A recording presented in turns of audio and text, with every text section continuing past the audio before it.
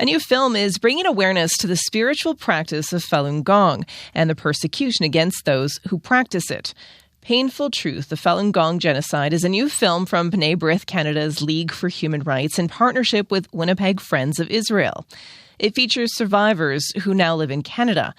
And while their stories speak to the intentional extermination of Falun Gong practitioners by the Chinese government, the persecution is underrepresented in genocide studies today.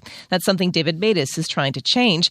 He's an international human rights lawyer with extensive knowledge of the persecution against Falun Gong practitioners. He'll be speaking as part of a panel tomorrow evening at the screening of Painful Truth, the Falun Gong Genocide. Good afternoon. Good afternoon. And Errol Merrill is executive producer and a consultant for the film. Good afternoon. Hi, Kim. How are you? Thanks for joining us. Let's start with you, David. What is Falun Gong? It's a spiritually based set of exercises. It's blending and updating of ancient Chinese traditions, the Taoism, the Buddhism, and the Qigong exercises. It started in 92 with the teachings of Li Hongji, and initially was encouraged by the government of China on the basis that the exercises were good for people's health and cut down on the health system. But it grew to be so popular and widespread that the party took ideological fright over its own supremacy. And in 1999, 7 years after it started, the party decided to repress it.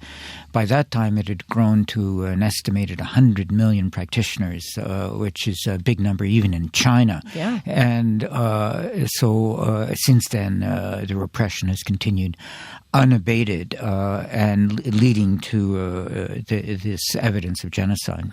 Yeah, what makes what is happening to Falun Gong practitioners a genocide?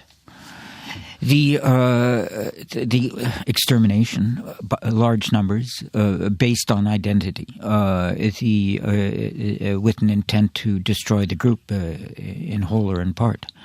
You can escape the killings if you renounce, but if you don't, you're arbitrarily detained and eventually just organ harvested and killed through organ extraction. Oh. Errol, why did you want to make a film about Falun Gong?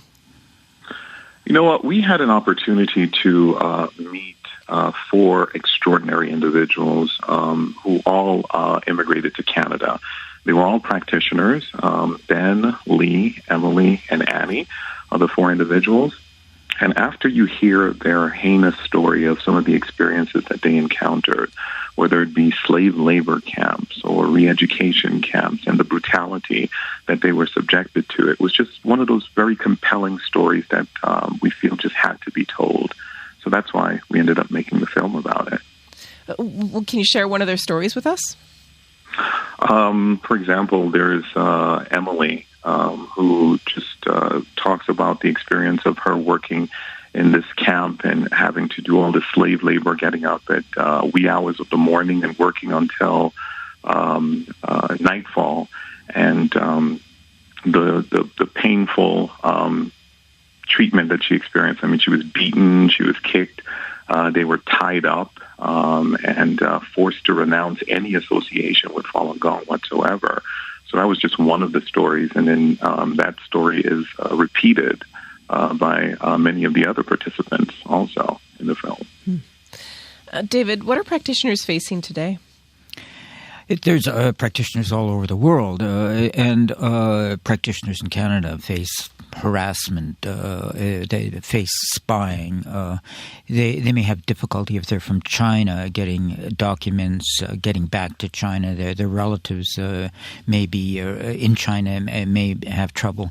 But if they're in China, they face a dire situation because the repression continues. The party set up a special office to repress them, which is in fact a sequence of offices throughout the country, and if you're a practitioner and you're identified as a practitioner in China, what will happen to you today is what's been happening since 1999. You'd be arrested.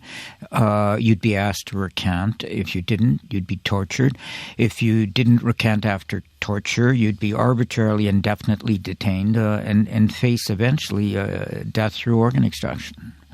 And that's what makes the stories by the four individuals so compelling, that they're telling the stories and they still have family members and friends that are in China that could be subject to persecution simply because they're speaking out. So the stories just really have to be told, Kim. Why isn't this story known more widely? I think there's a number of different reasons for that. One is that it's very secretive. This is not a killing in a public scenario. I mean, the killings happen. The people are taken from prisons. When they get into prison, they often don't identify themselves to protect their families. As a result, their families don't know where they are, and the jailers don't know who they are. When the whole scenario, the prisons aren't accessible to the public, the health system, the operating rooms aren't accessible to the public, the bodies are cremated afterwards. The people who are willing to confess that they've committed these crimes are very few and far between. It happens in a country that's far away, different language. People don't know what mostly Falun Gong is. And of course, there's a lot of interest in China, economic, political, and a hesitancy on the part of many people to criticize it. So there's a combination of factors. How are you able to research all of this? Sorry, Errol, I just want to ask David how he was able to research all of this. Obviously with difficulty, but we interviewed people as the filmmakers have done, and they were able to tell us their experiences. We had investigators calling into hospitals, asking hospitals if they had organs of Falun Gong for transplants on the basis that Falun Gong are healthy and their organs are healthy. The investigators pretending to be relatives of patients who needed transplants. The people we did interview were telling us about systematic blood testing and organ examination, and which had no other purpose than determining the availability of people for organ transplantation, because it wasn't for their health. They were being tortured, and some of the investigations had no purpose other than that. There's the transplant volumes that had no other explanation. China has a huge. They're doing we estimate 100,000 transplants a year, and we get that figure just by adding up individual hospital sites volumes. And they at the time we did our research, they didn't have a donation system. They've now developed a fledgling one which has only tiny donations. They don't have a law allowing sourcing from the accident victims, brain dead, cardiac alive. They've been doing some of that anyways, but very little. And so it's just a combination of different pieces of evidence. Errol, I can't imagine that it was easy to get the survivors to talk about this. No, it was actually quite emotional for many of them. Many of them broke down while we were interviewing them. Because as they recounted the experience, it was, so almost like post-traumatic stress manifesting itself for them. So it was very hard, but they felt compelled to do it because at the end of the day, one of the principles of Falun Gong is they believe in truth, compassion, and tolerance.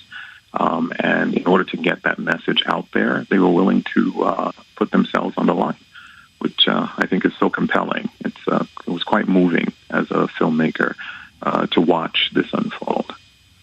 What do you hope tomorrow night's event will achieve?